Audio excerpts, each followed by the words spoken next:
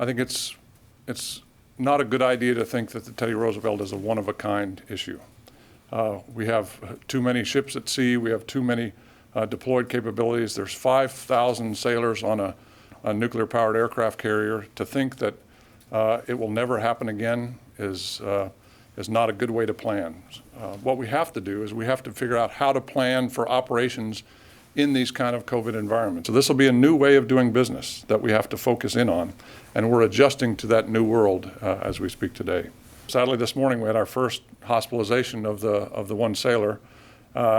You know, I guess deep down I was hoping that we would never get to the point. I was hoping that the numbers would be zero at the end of this, but that's just not going to be the case with coronavirus. There's always going to be the one or two that come in, even in our demographic, and that happened for the first time this morning. So we're hoping that sailor recovers. We're praying for him and his family and his shipmates.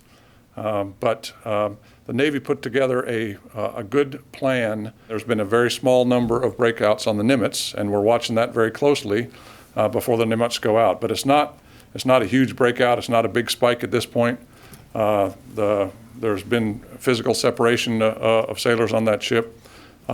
So we don't have any more details on that, but it's something that we'll watch very closely. Again, that'll be a Navy issue and a Pacific issue to make sure we understand what that is before the ship goes to sea.